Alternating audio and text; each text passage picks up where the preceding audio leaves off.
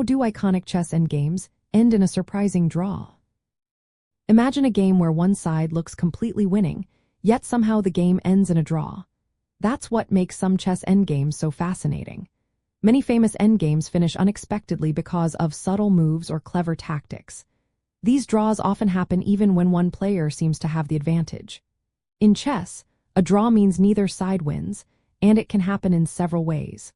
For example, stalemate occurs when the player to move has no legal moves and is not in check. Insufficient material means neither side has enough pieces to checkmate. Threefold repetition happens when the same position appears 3 times during the game. The 50-move rule allows a player to claim a draw if no pawn moves or captures happen in 50 moves. These rules can combine in surprising ways to produce a draw.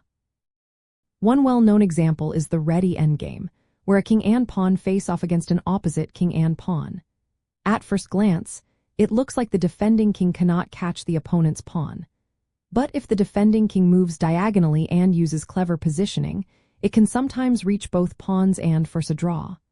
This is surprising because the defending king appears too far away at first. The geometry of the board can allow a miraculous save. Another common scenario involves bishops of opposite colors. When each side has a bishop that moves on different colored squares, progress becomes very difficult. Even if one side has extra pawns, the defending side can set up a fortress, a position where the attacking pieces cannot break through. This often results in a draw despite material advantages. The wrong corner idea is another classic. In endgames with a bishop and a pawn on a rook's file, if the bishop cannot control the pawn's promotion square, the defending side can sacrifice the bishop for the pawn. This leaves the attacker with a bishop that cannot force the king out of the corner.